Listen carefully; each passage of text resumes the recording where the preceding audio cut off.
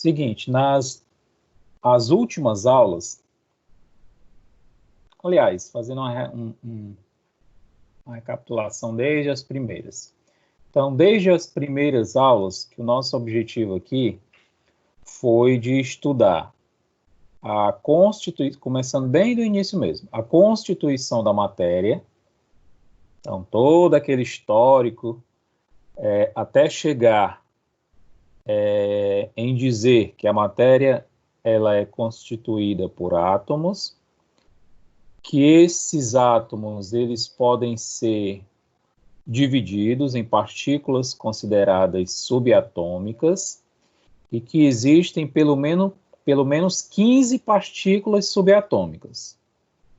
Porém, aqui nessa disciplina, provavelmente em todo o curso, vai nos interessar saber que essas partículas se resumem a 3: prótons, nêutrons e elétrons.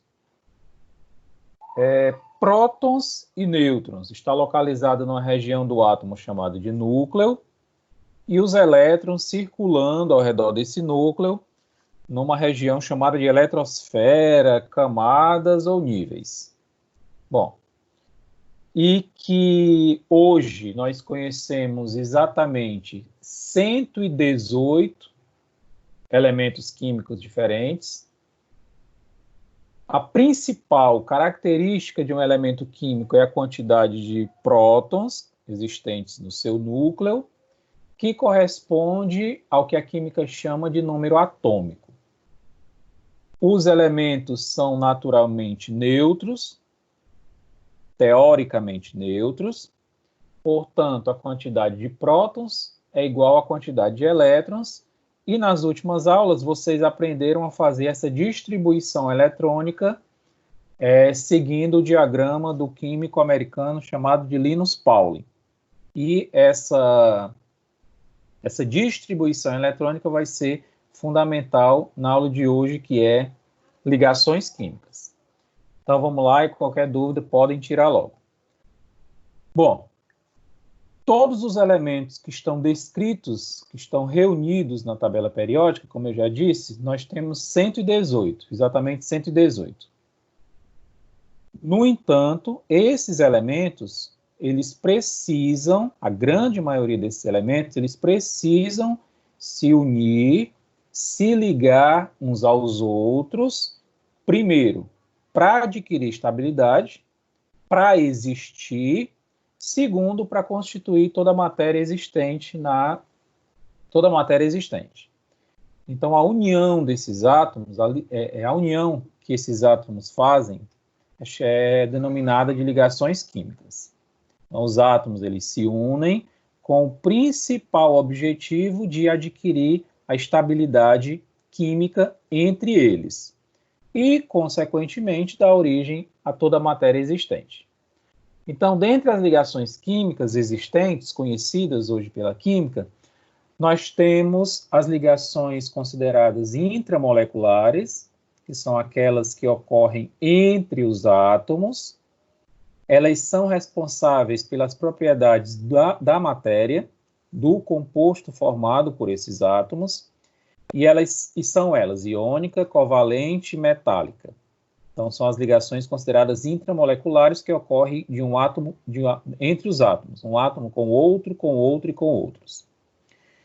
Existe uma outra categoria de ligações que eu, professor Ed Carlos, particularmente considero como interações, que são chamadas de ligações intermoleculares. Eu chamo de interação porque são ligações bem frágeis, fáceis de serem quebradas. Então, elas ocorrem entre as moléculas. Veja que as intramoleculares é entre átomo e átomo. As intermoleculares ocorrem entre as moléculas já prontas, já formadas. E, geralmente, elas são responsáveis pelas propriedades físicas dos compostos formados por elas. São elas interações de Van der Waals, ou ligações, como muitos autores gostam de falar, e ligações de hidrogênio, Van der Waals e hidrogênio. Então, resumindo até agora, toda matéria existente é constituída por átomos. Esses átomos, na tentativa de se estabilizar, se ligam, se unem entre eles, para se estabilizar primeiro, segundo, para dar origem à matéria. Essas ligações ocorrem através de ligações intramoleculares, de átomo para átomo, e intermoleculares, de molécula para molécula. Intramoleculares, iônica, covalente e metálica, intermoleculares, van der Waals e ligações de hidrogênio. Então, o objetivo da aula de hoje, o principal objetivo da aula de hoje, é que vocês saiam dela sabendo o que é que caracteriza uma ligação iônica, covalente, metálica, van der Waals e ligações de hidrogênio.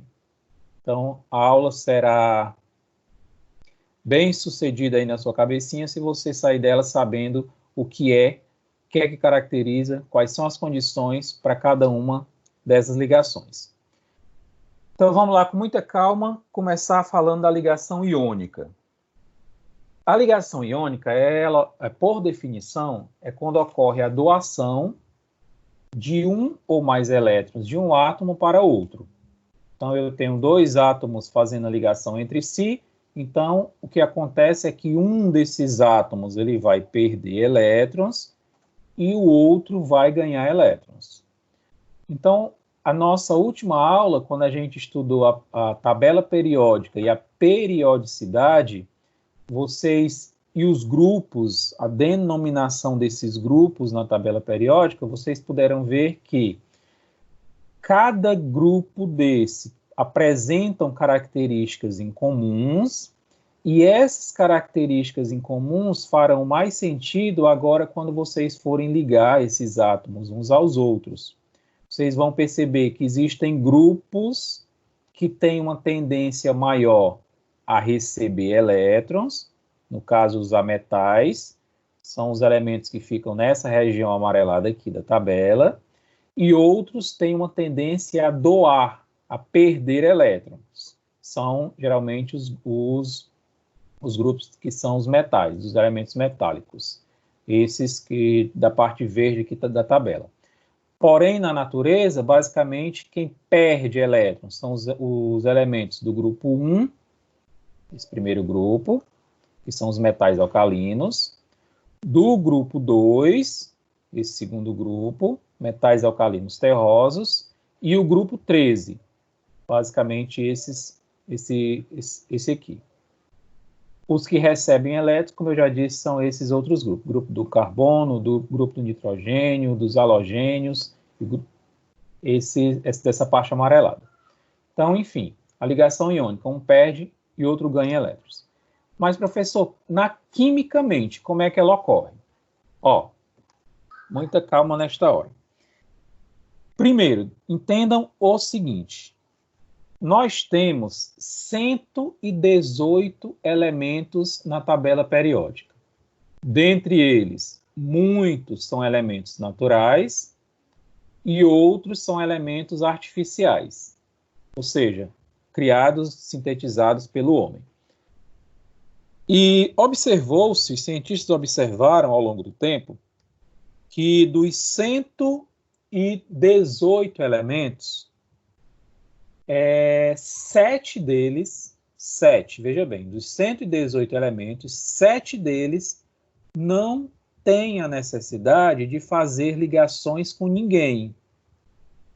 De novo, deixa eu explicar de uma outra forma.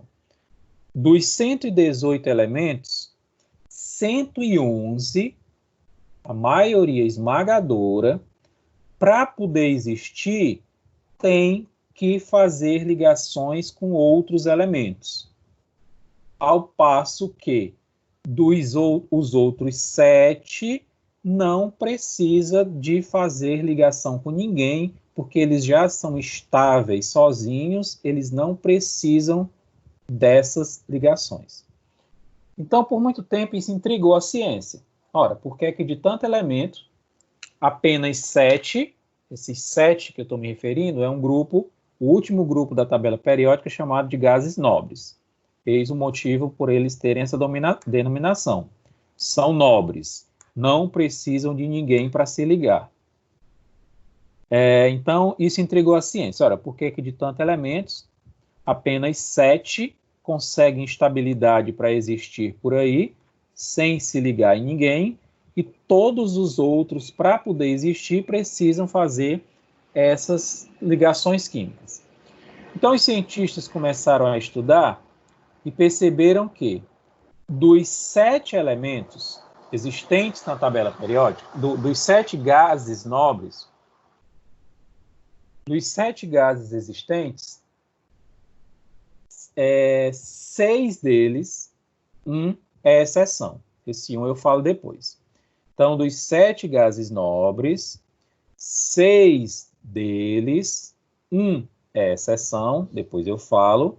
6 deles apresentam uma característica que nenhum dos outros 111 elementos tem.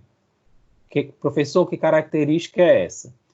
Esses 6 elementos nobres apresentam na última camada da distribuição eletrônica 8 elétrons.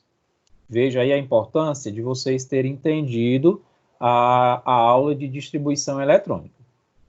E eu sou sempre enfático com isso, perdoe-me estar cortando um pouco do raciocínio, mas vocês precisam buscar a interação desses conteúdos ao longo do semestre, ao longo das disciplinas. Então, nós, professores, temos que ter a sensibilidade de pegar os conteúdos que já foram vistos, usá-los na aula que está sendo vista, para você entender melhor a aula que está por vir.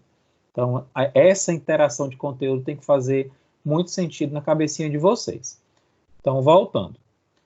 Dos 118 elementos que nós temos, 7 deles possuem estabilidade para viverem sozinhos, ou seja, não precisam se ligar em ninguém. Isso, por muito tempo, intrigou a ciência. Eles foram investigar e descobriram que dos 7, 6 têm uma característica que nenhum outro elemento tem, que é o fato de ter na última camada da distribuição eletrônica 8 elétrons. Então, pronto, ficou decidido assim. O que é que faz do gás nobre estável? O que é que faz do gás nobre nobre? 8 elétrons na última camada. Lembrando que um é exceção, depois eu trato dele. Ou seja, todos os outros elementos buscam se parecer com gás nobre. Não é o que a gente está fazendo agora? Lutando, estudando, trabalhando para poder vencer na vida? Então, a natureza nos dá a mesma lição olhando para os elementos químicos. Todos os outros elementos buscam, lutam, trabalham para se parecer com o gás nobre. E o que é que o gás nobre tem de especial? 8 elétrons na última camada. Isso ficou conhecido como teoria do octeto. Os elementos, lógico, existem algumas exceções, mas de maneira geral, essa teoria se aplica. Então, todos os outros elementos que não são nobres, que não têm a característica do gás nobre, busca se parecer com o gás nobre. E o que é que o gás nobre tem de especial? 8 elétrons na sua última camada. Então, depois dessa historinha, voltando aqui, ó. Eu tenho aqui o elemento sódio, simbolizado dessa forma, Na.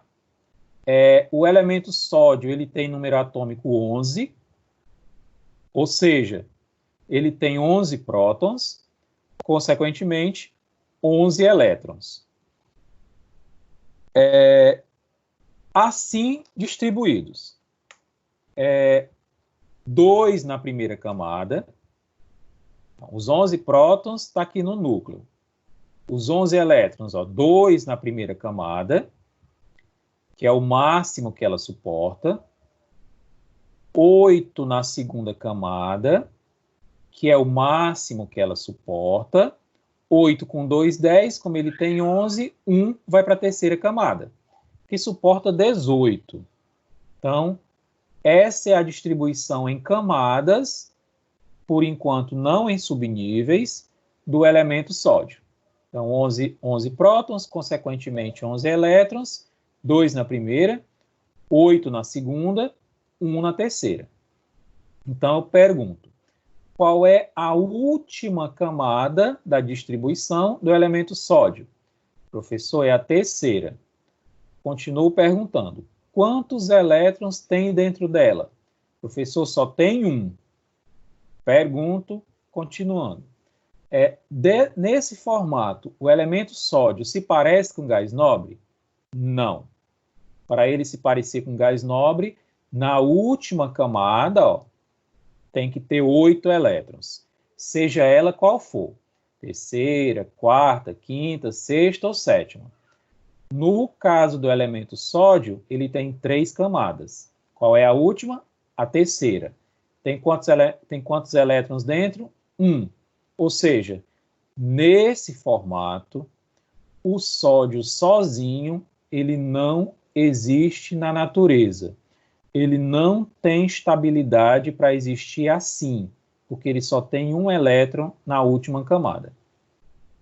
Bom, então vamos ver como é que faz para estabilizar esse cara, para fazer com que ele exista.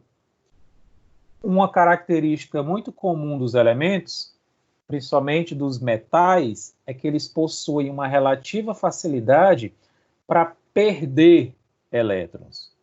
Então, como eu disse no início, tem elemento com característica para perder, tem elemento com característica para ganhar. No caso aí, alguns elementos possuem essa relativa característica. Eu já ia responder uma pergunta que eu ia fazer depois, mas segurei aqui. Então, ó, esses elementos eles podem perder ou ganhar elétrons. Então, eu vou dar para vocês 2 opções, vocês vão escolher uma, que melhor estabiliza o sódio. Opção 1. Se eu remover esse 1 elétron, perdão, vou começar pela opção 2.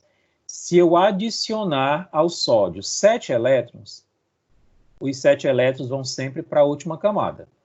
Então, se eu der para o sódio 7 elétrons, os 7 elétrons vão aqui para a terceira camada, se somam com 1 que ele já tem, 7 com 1, 8. Aí ele fica estável, aí ele fica parecendo um gás nobre.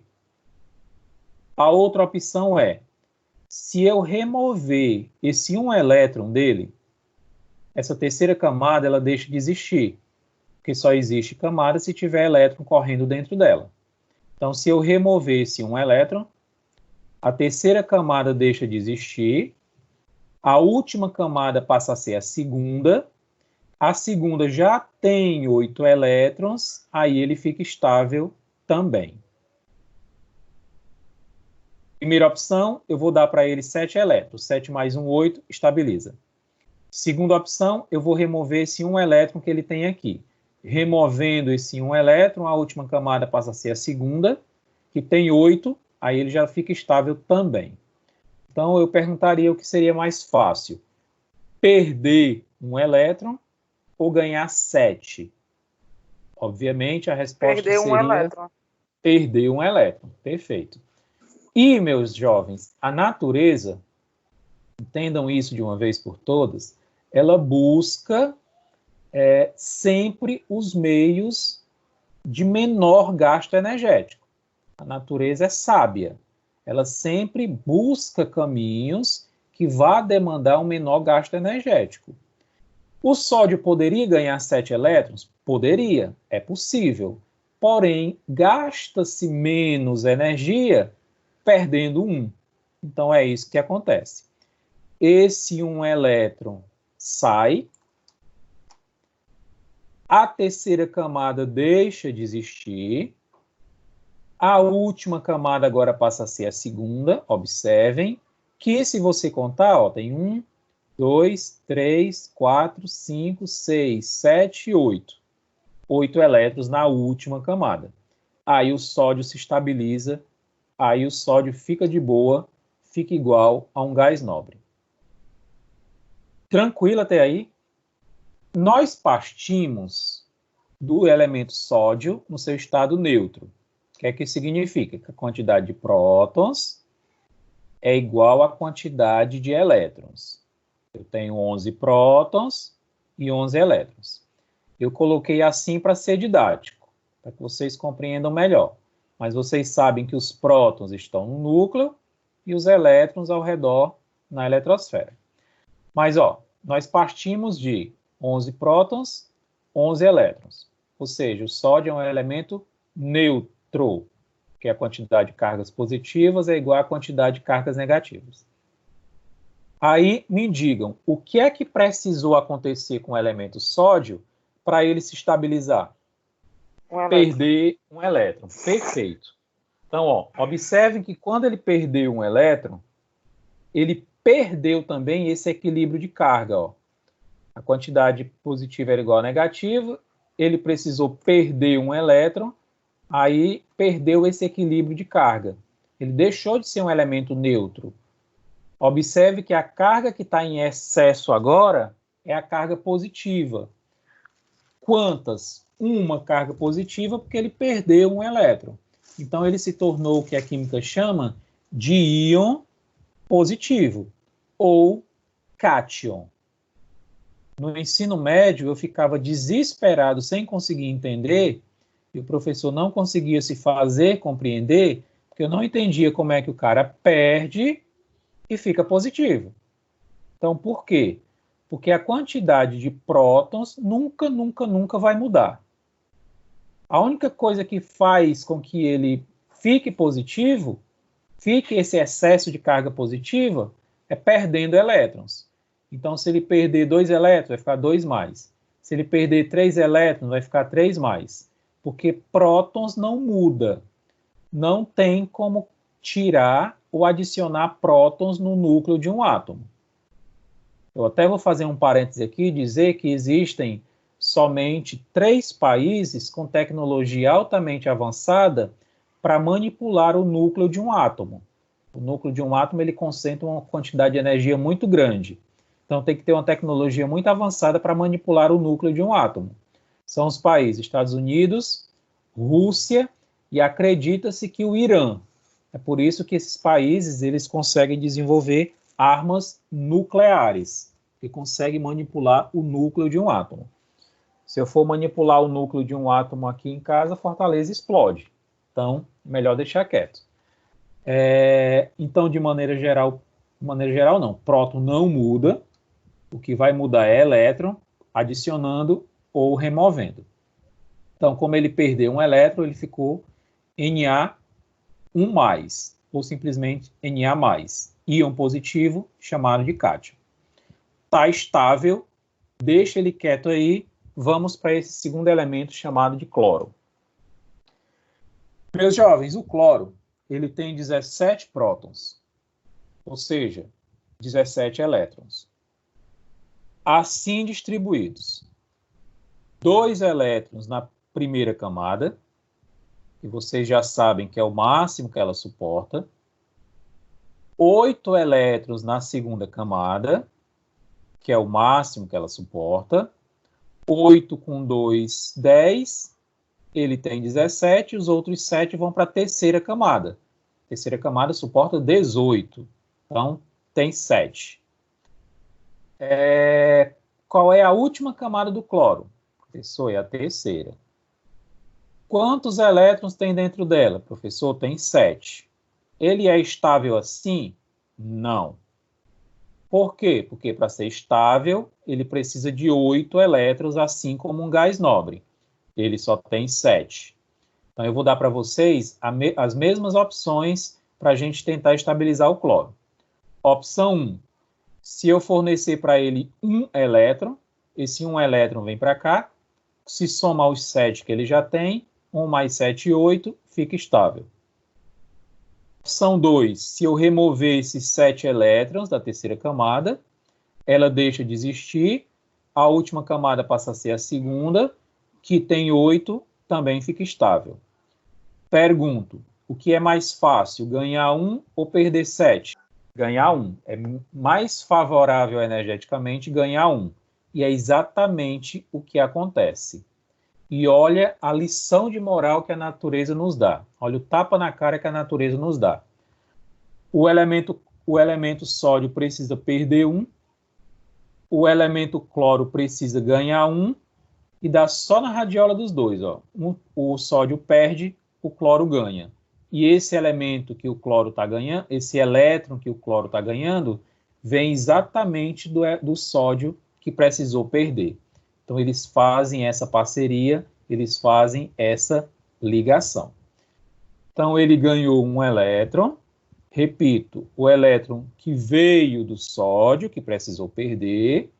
Esse elétron se encaixou aqui na terceira camada, se somou com os 7 que ela já tinha, 7 mais 1, 8, ficou estável, ficou de boa, ficou igual a um gás nobre. De novo, partimos do elemento neutro, com 17 prótons, 17 elétrons. Para ele adquirir estabilidade, ele precisou ganhar um elétron. Perdeu-se o equilíbrio de cargas. A carga que está em excesso agora é a negativa, ou uma carga negativa, porque ele ganhou um elétron. Ele deixou a condição de neutralidade e agora é um íon negativo, chamado na química de ânion. E a ligação iônica recebe essa denominação porque a ligação ocorre agora. Ó. O elemento sódio perdeu um elétron, ficou positivo. O elemento cloro ganhou um elétron, ficou negativo. E agora, por atração eletrostática, positivo sendo atraído pelo negativo e vice-versa, eles se juntam na ligação iônica e eu tenho uma substância chamada de cloreto de sódio, o NaCl, o famoso sal de cozinha. Resumindo, uma das formas do sódio existir na natureza é como cloreto de sódio. Uma das formas do cloro existir na natureza é como cloreto de sódio. Não a única. Uma das formas do sódio, uma das formas do cloro existirem é como NaCl. Repito, não a única. O que eu quero reforçar é que sozinhos eles não existem. Para existirem, eles precisam se ligar ou entre eles ou com qualquer outro elemento que forneça essa história de 8 elétrons na última camada. Professor, o senhor está dizendo que não existe cloro sozinho na natureza? Não existe. Mas, professor, aqui em casa nós temos uma piscina olímpica e toda semana vem um camarada aqui colocar cloro na piscina. O senhor está dizendo que não existe? Ó, o que é que o rapaz coloca na tua piscina? Ele coloca Cl2, ou seja, é uma substância chamada de cloro que é formada pela união de 2 átomos de cloro. Ou seja, um cloro se ligando a outro. O que eu estou dizendo é que o elemento cloro sozinho ele não existe. Uma das formas dele existir é como cloreto de sódio, se ligando ao sódio. Outra forma dele existir é se ligando com outro átomo igual a ele, Cl com Cl. Sozinhos, eles não existem. Então, eu disse que a minha maior ambição nessa aula é que vocês saiam cantando aos 4 ventos o que é que caracteriza cada uma dessas ligações. Então, é o seguinte, quem tem aí tá aí com material ou de alguma forma, caderno, alguma coisa, anote bem grande que o que caracteriza a ligação iônica é a transferência de elétrons. Então, o que caracteriza a ligação iônica é a transferência de elétrons. Está aí no material. Explicando isso de uma outra forma, que de fato, isso aqui é a explicação teórica. Isso aqui é para vocês entenderem como é o processo. O que é que vocês vão fazer nas atividades, nas provas e daí até o final da vida profissional de vocês. Como é que ocorre, como é que você faz essa ligação iônica. Gente, acho que eu falei até para vocês na nossa primeira aula, eu estava apresentando a disciplina para vocês. Pode ser que alguma disciplina, algum conteúdo não faça sentido agora no âmbito da farmácia. Pode ser. Lógico, você não tem maturidade acadêmica para saber o que faz ou não sentido. porque isso é uma responsabilidade nossa de professor te abrir esse horizonte. Mas, principalmente nessa condição de aula remota, pode ser que agora alguns conteúdos não façam sentido. Mas como farmacêuticos, vocês um dia vão ter que testar elementos, vão ter que manipular fármacos. Dependendo de onde você for trabalhar, você vai desenvolver fármaco. Eu aconselho que você mire sempre alto. Então, no desenvolvimento de um fármaco ou no desenvolvimento de um novo produto, já que farmacêutico não faz só fármaco, faz qualquer coisa, trabalha em qualquer indústria, mas no desenvolvimento de um fármaco ou de um produto, você tem que saber qual é o elemento que tem afinidade por outro para poder fazer essas ligações até chegar no seu produto final. Então, é por isso que você tem que compreender essas ligações, qual é a teoria por trás dessas ligações e o que é que você vai conseguir fazer na prática. Porque se você não tiver o conhecimento teórico e pegar dois elementos que não têm afinidade um pelo outro, a ligação que você vai propor, ela não vai ter estabilidade, o seu produto ele não vai ser formado, ou se ele for formado, ele não vai ter uma estabilidade tão grande. Então, certamente vocês já ouviram falar na estabilidade de fármacos. Então, essas estabilidades desses fármacos passam muito pelo tipo de ligação, pelo tipo de elemento que esse fármaco é constituído. Por isso, se faz necessário que vocês compreendam bastante essas aulas de química geral. Mas, voltando, o que é que vocês vão fazer na prática nos exercícios? A mesma situação. Essa aqui foi a explicação teórica de como a coisa acontece. Olha o que é que vocês vão fazer na prática. Eu tenho aqui o elemento sódio, com seus 11 prótons. Você faz a distribuição eletrônica dos 11, seguindo a distribuição aquele esquema do Linus Pauling. 1s2, 2s2, 2p6, 3s1. Aí eu vou perguntar, qual é a última camada da distribuição do sódio? Você vê aqui, camada 3. O último nível é o nível 3.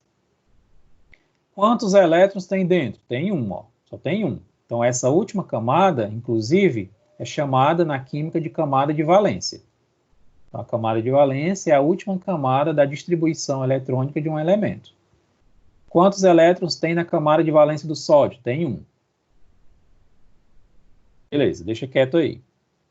Elemento cloro. Faz a distribuição eletrônica dele. Aí você observa qual é a camada de valência do cloro, ou seja, qual é a última camada do cloro, camada 3, que se divide nos subníveis S e no subnível P. Quantos elétrons tem na camada de valência do cloro? Tem 7, 5 mais 2, 7, porque você soma tudo que tem nos subníveis da última camada, que é a camada 3. Ou seja, para adquirir estabilidade, o sódio precisa de 8 na última camada, o cloro precisa de 8 na última camada. Então, para estabilizar o sódio, ele vai perder esse 1 elétron. Essa terceira camada deixa de existir. A última camada passa a ser a segunda, que se você contar já dá 8 elétrons, 6 com 2, 8. Cloro tem 7 elétrons, vai ganhar esse 1 elétron que veio do sódio, vai ficar com 8, aí também vai se estabilizar. Como eu disse agora há pouco, essa teoria ficou conhecida como teoria do octeto. Numa ligação química, um átomo, salvo algumas exceções, tende a ficar com 8 elétrons na última camada, ou seja, semelhante a um gás nobre. Então, sódio fica positivo porque perdeu, o cloro fica negativo porque ganhou, por atração eletrostática, os dois se juntam, dando origem ao NaCl, cloreto de sódio. Seguinte, como é que funciona para você determinar as fórmulas moleculares desses elementos? Aqui, no cloreto de sódio, foi só juntar os dois, porque um perdeu um elétron, o outro ganhou um elétron. Um ficou positivo, um ficou mais um ficou menos um, você só somou, juntou os dois, está aqui a fórmula molecular do cloreto de sódio. Em condições mais complexas, olha como é que vai funcionar a coisa. Ó. Usando a mesma técnica que você usou aqui, em elementos mais complexos, em fórmulas mais complexas. Seguinte, eu tenho aqui o elemento alumínio, que tem 13 prótons, consequentemente 13 elétrons. Eu tenho aqui o elemento oxigênio, que tem 8 prótons, consequentemente 8 elétrons. Aí vocês vão fazer o que vocês já aprenderam. A distribuição eletrônica do alumínio, a distribuição eletrônica do oxigênio. Vão perceber que o alumínio tem na última camada 3 elétrons. Vão perceber que o oxigênio tem na última camada 6 elétrons. Bom, aí observa que o alumínio ele vai perder esses 3 elétrons, porque para ele se estabilizar ele precisa de 8. É mais fácil perder 3 do que ganhar 5. Então, quando ele perde esses 3 elétrons, ele fica mais 3. O oxigênio, como tem 6, vai precisar ganhar mais 2. É mais fácil ganhar 2 do que perder 6. Quando ele ganhar 2 elétrons, vai ficar menos 2. Aí, para dar origem à fórmula geral, à fórmula molecular do composto formado pela ligação, você vai colocar primeiro o cátion. Professor, quem é o cátion? Não lembro. É o que perdeu elétrons. É o que ficou positivo. Está aqui ele, Al mais 3. Do lado, você vai colocar o ânion. Professor, quem é o ânion? Não lembro. É o que ganhou elétrons. É o que ficou com carga negativa.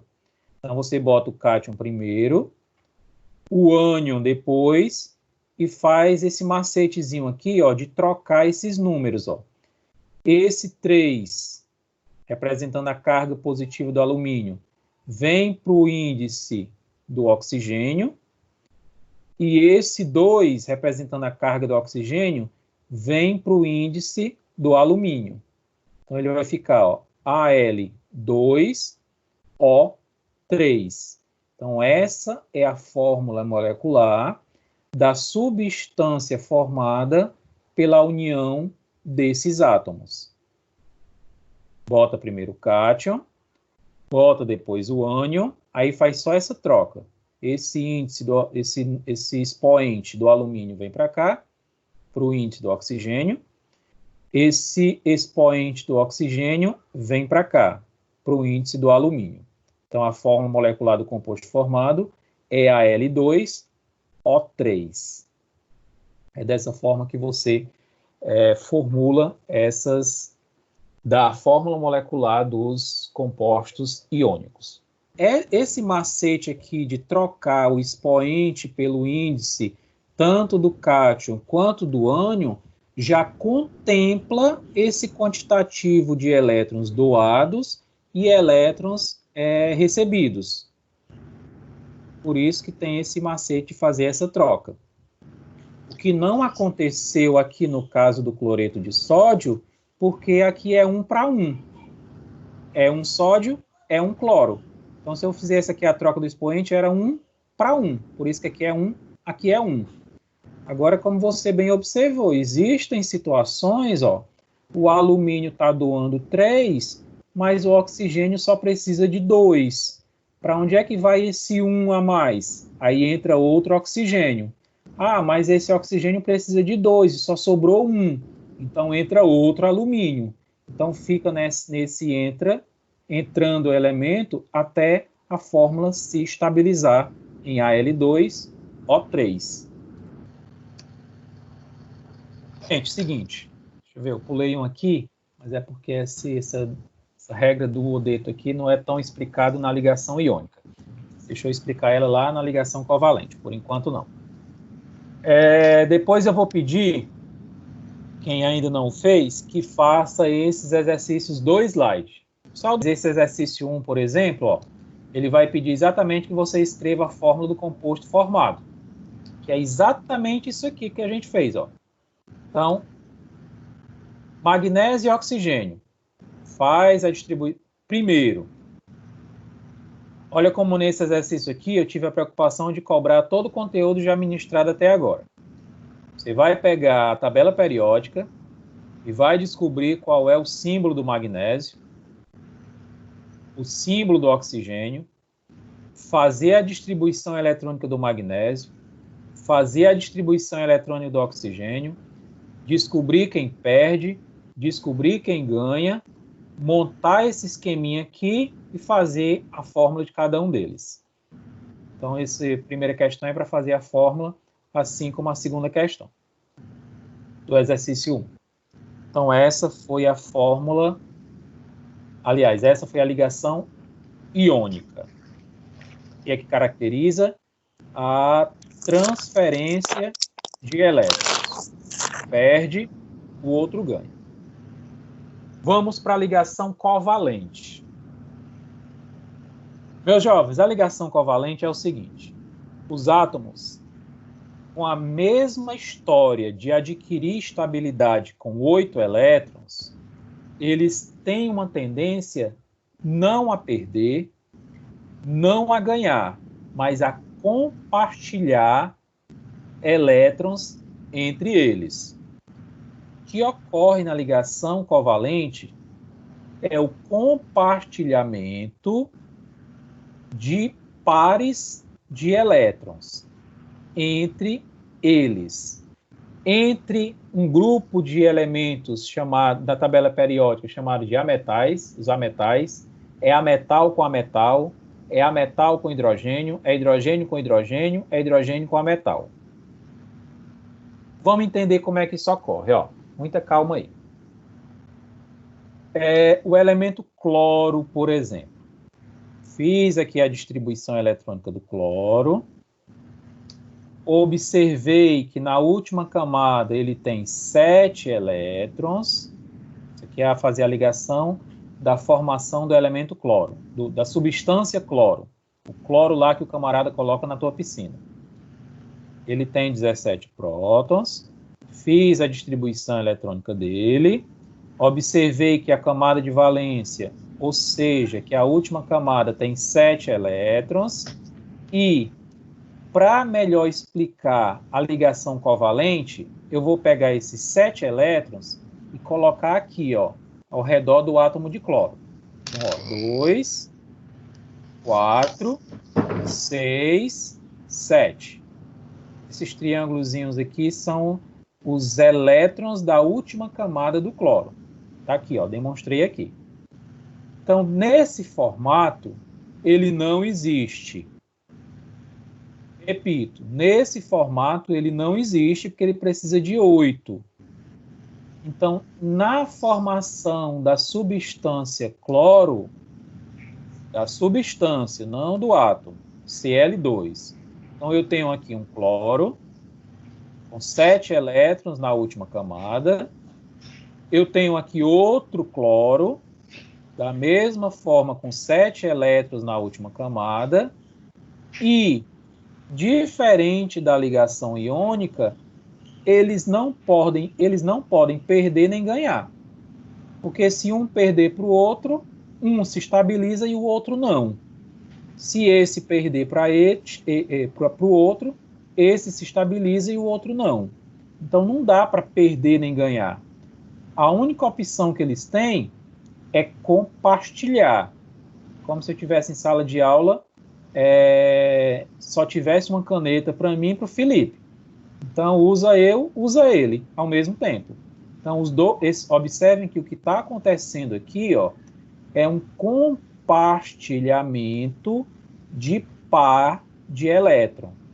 Então, ao mesmo tempo que esse cloro está usando esses 2 elétrons, esse outro cloro também está usando. Então, eles estão compartilhando. Não, ninguém está perdendo nem ganhando, eles estão usando o mesmo par de elétrons. Então, se você for observar aqui agora, para esse cloro aqui, tem 2, 4, 6, 7 e um que ele está usando 8 do outro. Então, esse aqui está estável. Vamos ver se o outro também está. 2, 4, 6, 7, 8. Então, esse cloro aqui também está estável. Então, observe que os dois estão estáveis, porque eu tenho os dois totalizando 8 elétrons na última camada. É por isso que eu tenho a substância cloro representada pela fórmula molecular Cl2. Cl2, porque um cloro faz uma ligação covalente com outro cloro, e o que caracteriza a ligação covalente, anote, passe o marca-texto, passe gloss, circule com batom, faça o que você quiser, mas o que caracteriza a ligação covalente é o compartilhamento de pares de elétrons. Eles compartilham pares de elétrons. Isso acontece tanto na substância cloro, Cl2, na substância flúor, bromo e iodo, geralmente no grupo 17 da tabela periódica, que são representa o grupo dos halogênios. Outro exemplo, ó. O átomo de oxigênio. Pega aí outro exemplo. Faça a distribuição eletrônica do oxigênio. Ele tem 8 prótons, consequentemente 8 elétrons, então fica um S2, 2S2, 2P4. Qual é a última camada do oxigênio? Camada 2. Tem quantos elétrons dentro dela? 6. 4 e 2, 6. 2, 4, 6. Então, eu representei aqui. Ó. Desse jeito, ele é estável? Não. Ele precisa de 8. Então, eu vou trazer aqui para estabilizá-lo. Eu vou trazer aqui o hidrogênio. Olha aí o hidrogênio que perguntaram lá atrás. É a exceção. É uma das exceções da teoria do octeto. Então, deixa eu voltar para explicar. Lembra que eu falei agora há pouco que dos 7 gases nobres, 6 possuem 8 elétrons na última camada e 1 era exceção. Esse 1 é um gás nobre chamado de hélio. O hélio, meus jovens, ele tem número atômico 2. Portanto, ele tem 2 elétrons. Sabe-se Deus por quê? O hélio ele é estável com 2 elétrons e acabou a história. Morreu Maria Preá. Ele é estável com 2 elétrons. Ele só tem 2 elétrons e ele é estável assim. Ele tem estabilidade para existir com 2 elétrons e acabou. Falei também que todos os outros elementos buscam se parecer com algum gás nobre. O que é que o gás nobre tem de especial? 8 elétrons na última camada, 7 deles, e 2 elétrons no caso do hélio, desde que esses 2 elétrons sejam só esses 2.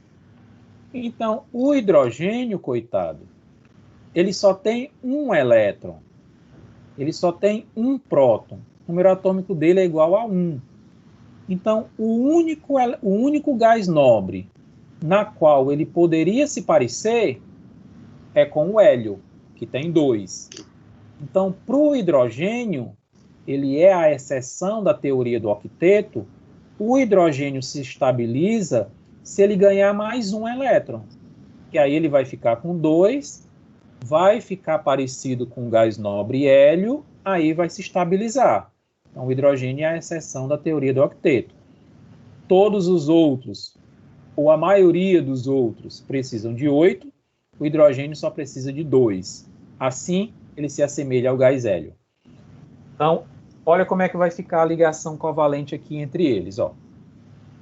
O oxigênio tem 6 elétrons na última camada, o hidrogênio só tem 1. Aí eu vou colocar o hidrogênio aqui, fazer a ligação covalente, ó, compartilhamento de par de elétrons. Essa ligação só ocorre aos pares. Então, se eu for contar quantos elétrons esse hidrogênio tem, eu vou observar, tem um, que é o dele, e um que ele está usando do oxigênio, 2. O que é que eu falei agora há pouco? Que o hidrogênio se estabiliza com 2. Porque com 2 ele vai se parecer com o gás nobre hélio, que também tem 2. Ou seja, o hidrogênio aí, ele está estável. Estabilizou. Mas o oxigênio se estabilizou? Vamos ver, não sei. 2, 4, 5, 6, 7. O oxigênio agora está com 7 elétrons. Está estável? Não, porque ele precisa de 8. Então, eu vou trazer mais um hidrogênio para cá, que vem trazendo seu 1 elétron.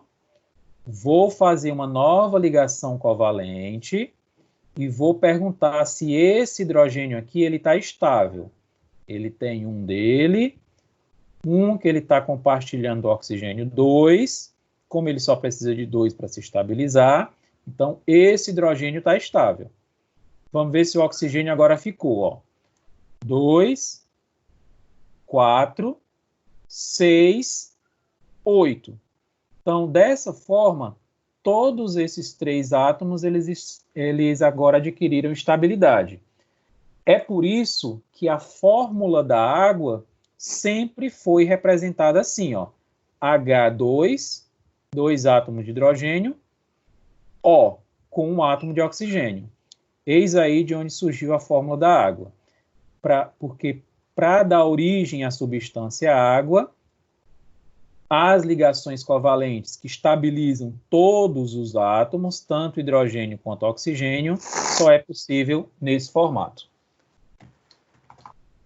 Nesse caso aí, ó, que é o próximo exemplo, ó, o carbono ele tem 4 elétrons na última camada, aí eu vou estabilizar ele com hidrogênio. Ó. 1, 2, 3, 4. Olha como é que fica a fórmula molecular. Meus jovens, lá na química orgânica não. Isso a gente... na química orgânica, mas vocês, porque como eu dou bioquímica, eu falo isso um pouco na bioquímica. Na bioquímica, que é a parte da química que estuda as moléculas orgânicas, que são moléculas orgânicas, moléculas que dão origem à vida e que tem carbono na estrutura. O elemento fundamental da bioquímica é o carbono. Como assim? A bioquímica é uma ciência fundamentada em química orgânica, e a química orgânica é uma ciência que tem como base o elemento carbono. Então, ou seja, esse elemento carbono, ele é fundamental para a química orgânica, para a bioquímica, para a vida. E o que é que faz com que esse carbono seja tão importante assim para a química orgânica, para a bioquímica e para a vida? 2 características. Primeiro, o fato dele ser tetravalente. E o que é ser tetravalente? É que ele faz, para adquirir estabilidade, ele precisa fazer 4 ligações. E a prova dessas 4 ligações estão exatamente aqui, ó. O elemento carbono, ele tem 4 elétrons na última camada. Diferente de alguns outros elementos, para adquirir estabilidade, ele precisa ganhar mais 4 para seguir a teoria do octeto. Então, nesse caso aqui, eu estabilizei ele com hidrogênios. 1, 2, 3, 4. Como você acabei de dizer, o hidrogênio ele precisa de 2.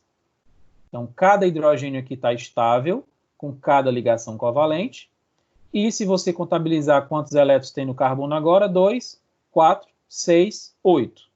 Então, por isso que o carbono ele é considerado um elemento tetravalente, porque para adquirir essa estabilidade, para seguir a teoria do octeto, ele precisa fazer essas 4 ligações. E ligações do tipo covalente, que se caracteriza pelo compartilhamento de pares de elétrons. No caso aí, a forma molecular fica CH4. No caso do CO2, mas só para concluir, quando vocês forem fazer a atividade, cadê? Atividade, o exercício 2.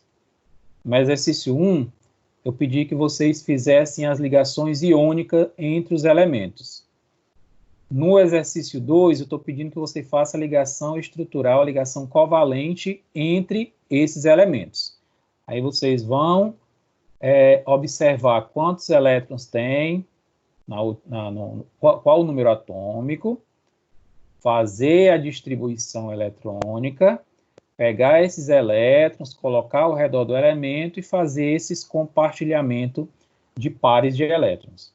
No caso da substância CO2, carbono tem 4 elétrons ao redor dele, na última camada.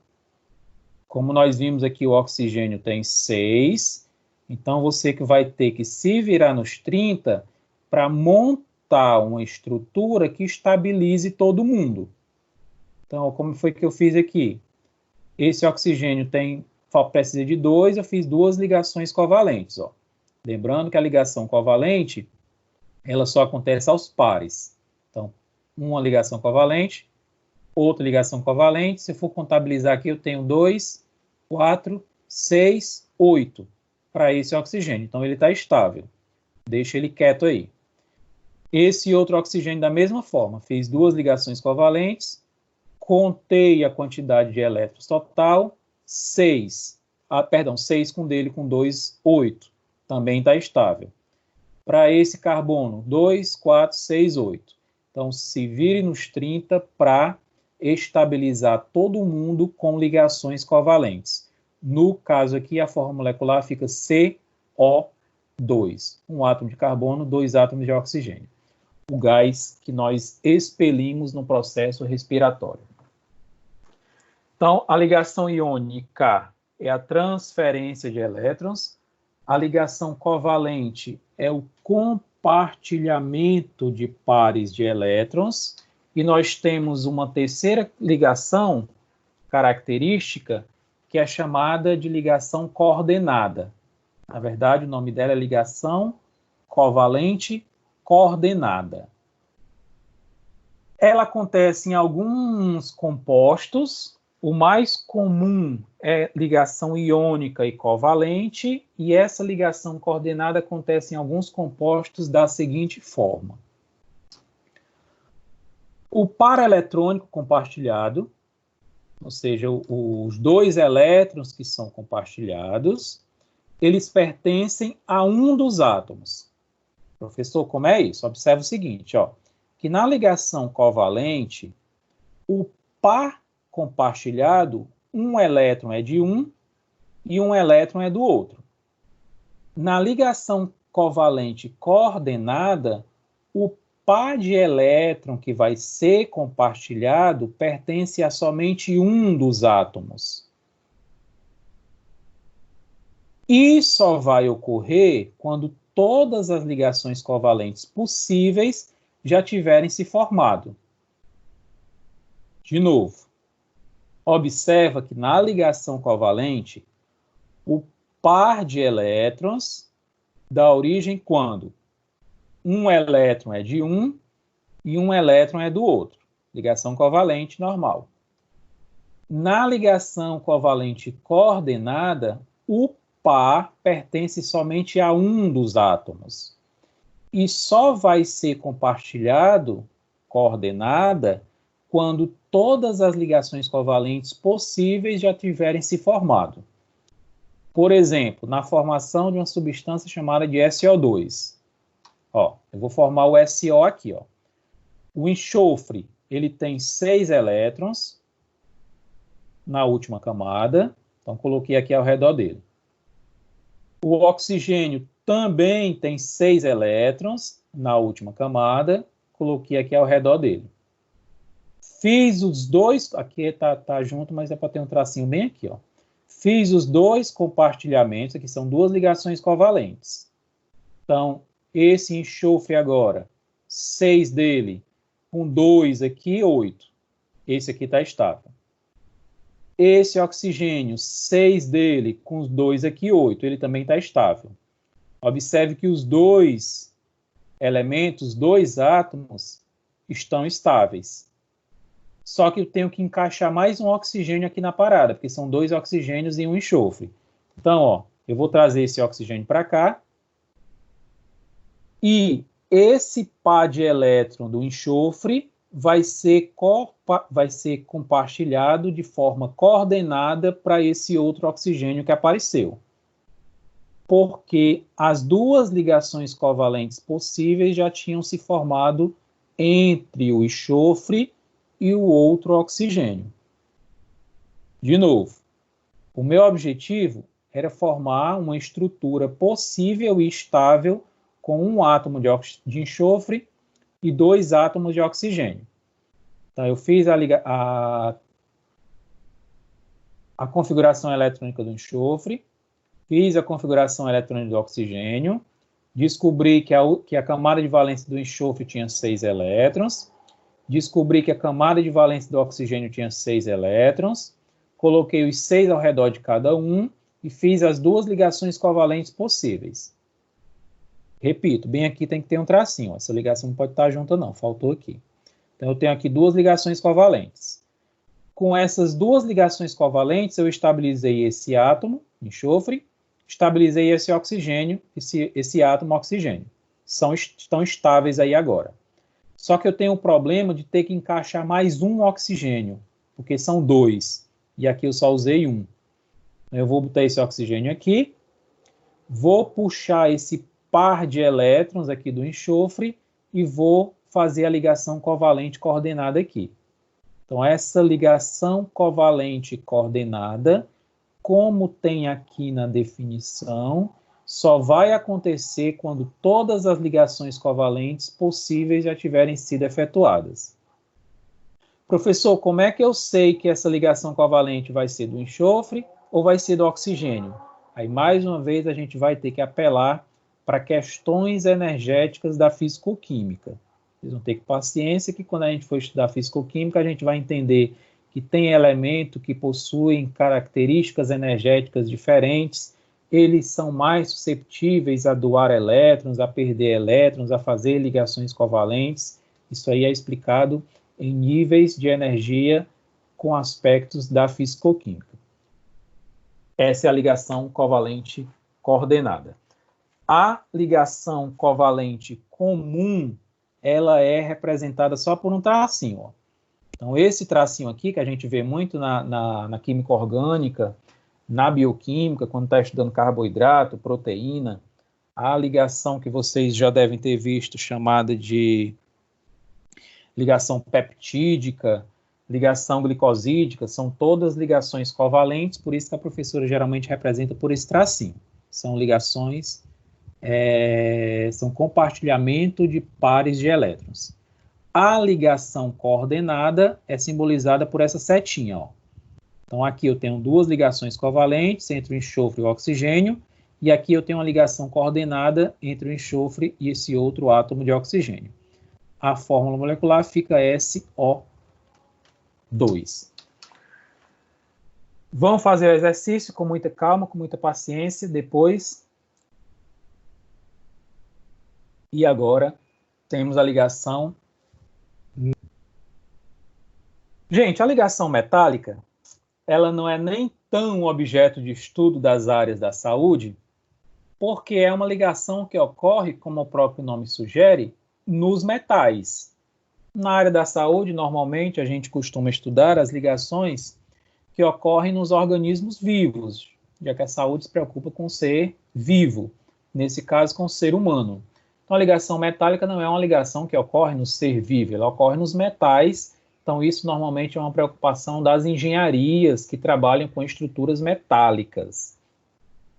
Porém, só para que vocês compreendam, já que o farmacêutico é um conhecedor profundo de química, a ligação metálica, ela, diferente da ligação iônica, diferente da ligação covalente, ela ocorre somente entre os metais, é metal com metal. Então, aquele bloco central da tabela periódica, o bloco dos metais. Existem algumas teorias para explicar a ligação metálica. A teoria mais aceita é um modelo chamado de mar de elétrons. Então, eu tenho os elementos, os cátions disponíveis, os elétrons mais distantes, vou tentar ser mais didático, os elétrons mais distantes da distribuição eletrônica desses cátions, desses átomos, eles se espalham como se estivessem formando esse mar de elétrons ao redor desses vários cátions. Não à toa que a nomenclatura dessa ligação é modelo do mar de elétrons. Eu tenho vários átomos desses metais, os elétrons mais distantes saem das suas respectivas órbitas e se espalham através desses vários cátions, desses vários metais. Por isso que essa característica desse mar de elétrons que ficam sobrenadando aí ao redor de cada um desses cátions é o que dão a característica desses metais. Possuem uma boa condutividade térmica, possuem uma excelente condutividade elétrica, são maleáveis, são ductíveis, por isso são características físicas muito aproveitadas nas áreas de engenharias, na constituição de produtos de engenharia. Por isso que ele é um tipo de ligação muito estudada na engenharia mecânica, na engenharia civil, na engenharia elétrica, devido a essas características físicas, principalmente. Mas, como eu disse, não é uma ligação comumente tão estudada, tão aprofundada nas áreas da saúde. Na área da saúde, a gente se preocupa mesmo com ligação iônica, ligação covalente, ligação coordenada, dependendo na área da farmácia, para a constituição de alguns fármacos mais estáveis. A ligação metálica deixa essa preocupação para as engenharias. Então, essas três, iônica, na verdade, essas quatro, iônica, covalente, coordenada e metálica, são as ditas interações intermoleculares, que ocorrem entre os átomos. O outro grupo de ligações intramoleculares, eu troquei, essas iônica, covalente, coordenada e metálica são as ligações intramoleculares, que ocorrem entre os átomos. As ligações intermoleculares, que ocorrem entre as moléculas, são chamadas de forças de Van der Waals. Eu, particularmente, costumo chamar de interação de Van der Waals, que são interações frágeis, e ligações de hidrogênio. Deixa eu tentar explicar como é que ocorre a força de Van der Waals, as interações de Van der Waals. Inclusive, muitos fármacos que vocês vão projetar um dia, vocês vão ter que ter como base essas forças de Van der Waals e ligações de hidrogênio.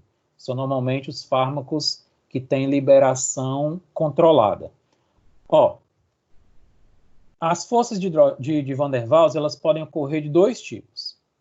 Primeiro, uma chamada de dipolo-dipolo. Como é que isso ocorre? Ocorre quando as moléculas polares... Espera aí, deixa eu fazer uma pausa bem grande aqui. O que é uma molécula polar? A molécula polar é aquela que apresenta, como o próprio nome sugere, que apresenta polaridade. O que é isso? Ela tem uma região positiva e uma região negativa. Por quê? A gente viu na aula de periodicidade que quando ocorre uma ligação química, existem elementos que têm uma tendência a atrair para si os elétrons do outro. De novo, as forças de Van der Waals, a interação de Van der Waals, ela pode ocorrer de dois tipos. Uma delas é chamada de dipolo-dipolo. O que é que caracteriza esse tipo? Ocorre quando moléculas polares, aí eu parei aqui. O que é uma molécula polar? Uma molécula polar é aquela que apresenta polaridade, ou seja, tem uma região dela que é positiva, tem uma região dela que é negativa. Por que que isso acontece? Aí, voltando para a aula de periodicidade, tabela periódica e periodicidade, nós vimos que existem elementos que, quando em ligação química, nas ligações químicas, tem elemento que tem uma característica atrair para si os elétrons do outro elemento na qual ele está ligado. Por exemplo, aqui na ligação entre o hidrogênio e o cloro, isso aqui é uma ligação covalente. Só que o cloro, como ele apresenta uma autoeletronegatividade, ele atrai para ele o elétron do hidrogênio, coitado. Ele só tem um. Na hora que ele se liga com o cloro, esse um elétron ainda é atraído para o cloro. Isso não significa que o hidrogênio está perdendo seu elétron. Se ele perder, a ligação seria iônica. Se ele perdesse, a ligação seria iônica, que não é o caso. Esse elétron do hidrogênio está só sendo atraído parcialmente pelo cloro. Não está perdendo, não está arrancando. Repito, se fosse, a ligação seria iônica, que não é o caso. Essa ligação aqui é covalente. Mas, na hora que essa ligação covalente se forma, há uma tendência do cloro a atrair esse elétron do hidrogênio. E isso está ocorrendo. Dessa forma, o cloro fica parcialmente negativo. Essa é a figura, essa é a linguagem utilizada na química. E o hidrogênio fica parcialmente positivo, dando origem a uma molécula polar, região negativa, região positiva. E o que é a força de Van der Waals? É quando, do tipo de polo, é quando a região negativa de uma molécula interage com a região positiva da outra.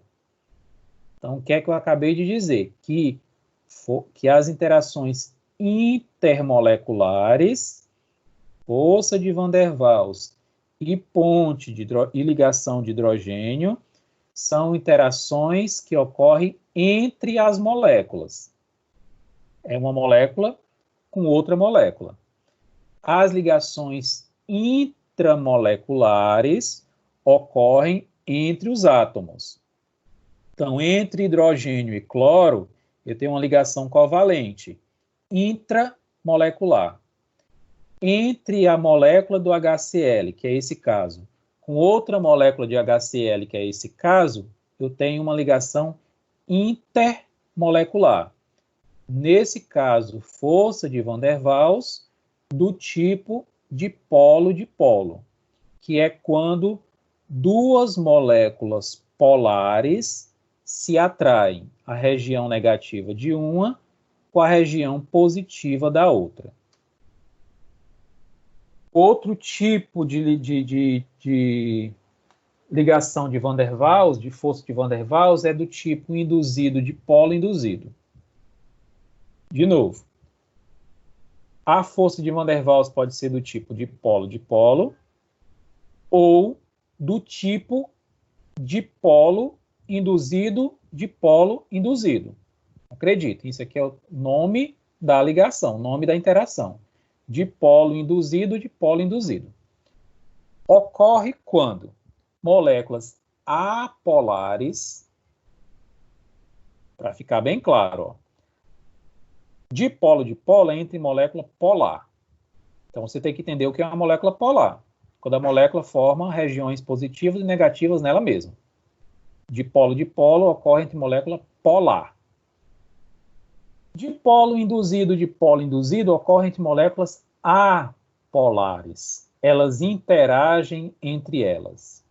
Então, a molécula apolar é aquela que não tem polaridade. Nem tem região positiva, nem tem região negativa. Porém, uma acaba induzindo a polaridade da outra. Eu sei, é confuso, mas vamos lá. Ó. Tenta comparar essas duas que você vai entender ambas. A molécula vai ser polar quando na própria molécula eu tenho uma região positiva e uma região negativa. Como eu já expliquei aqui, a questão da eletronegatividade entre os átomos. Nas moléculas apolares, elas não têm essa polaridade. Nem tem região positiva, nem tem região negativa. Porém, quando duas ou mais moléculas apolares elas se aproximam, uma causa uma polaridade na outra. Ó, essas duas moléculas, por exemplo, aqui, elas não são polares, elas são apolares. Não tem polaridade. Nem tem região positiva, nem tem região negativa. Só que quando uma se aproxima da outra, uma causa a polaridade da outra. Essa não é polar, essa não é polar, só que quando elas se aproximam, uma polariza a outra e a outra polariza uma. Por isso que o nome da ligação é dipolo induzido, dipolo induzido. Uma induz a outra a se polarizar. Por isso que a ligação é considerada dipolo induzido, dipolo induzido. Na hora que uma polariza a outra, a região negativa de uma interage com a região positiva da outra. Você vai diferenciar as duas porque na dipolo-dipolo elas já são polares, na dipolo induzido, elas são apolares, porém, ao se aproximar, causam a polarização uma da outra e acabam interagindo dessa forma. Meus jovens, seguinte, para finalizar a historinha de hoje, as ligações de hidrogênio, que acabam sendo ligações do tipo dipolo-dipolo, porém, ocorrendo quando o hidrogênio está ligado a um dos elementos mais eletronegativos do que ele, como o flúor, o oxigênio, o cloro ou o nitrogênio. De novo, as ligações de hidrogênio, ou a química antigamente chamava de pontes de hidrogênio, é uma ligação do tipo dipolo-dipolo e vai ocorrer quando o hidrogênio, esse átomo de hidrogênio, ele está ligado a flúor, a oxigênio, a cloro ou a nitrogênio, ou seja, qualquer elemento que seja mais eletronegativo que ele. Professor, pelo amor de Deus, não fala grego não, que é eletronegativo. É aquele elemento que tem a característica de atrair para si os elétrons numa ligação. A gente viu isso na aula de periodicidade, tabela periódica e periodicidade.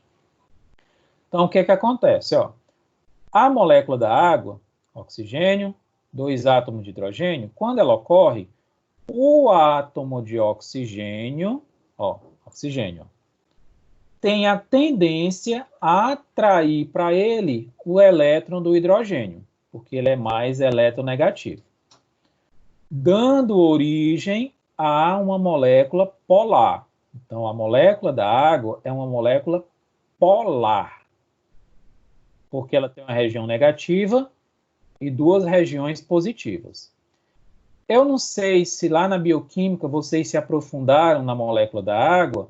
Se sim, provavelmente a professora deve ter dito que a molécula da água ela tem uma característica em comum, que ela pode ser considerada, as ligações que ocorrem na molécula da água, elas podem ser consideradas covalentes e iônicas, porque ela apresenta características de ligação covalente, que é o compartilhamento de pares de elétrons, mas também algumas características iônicas, já que o oxigênio, por ser muito eletronegativo, acaba quase que arrancando o elétron do hidrogênio. Se arrancasse totalmente, seria totalmente iônico. Como é uma atração parcial, ele é parcialmente iônico.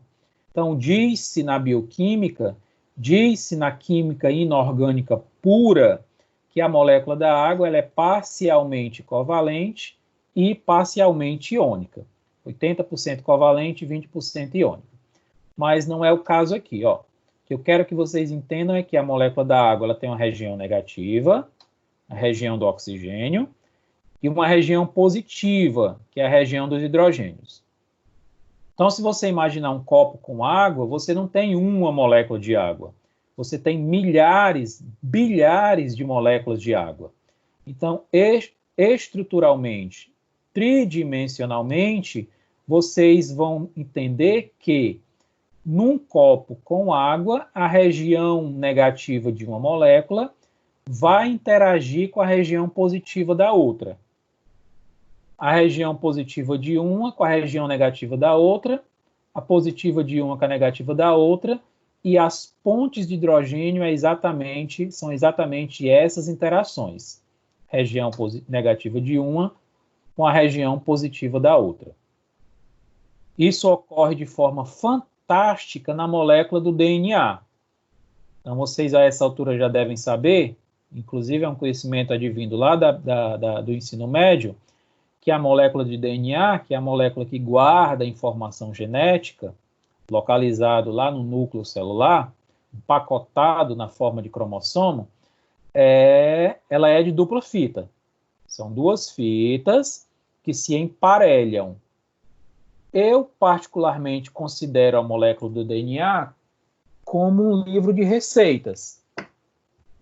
Toda vida que o meu corpo precisa produzir algo, ele vai lá na molécula do DNA para procurar os ingredientes e o modo de fazer. É um livro de receitas. Só que esse livro de receitas ele está fechado. Ó. São duas fitas fechadas, duas fitas emparelhadas.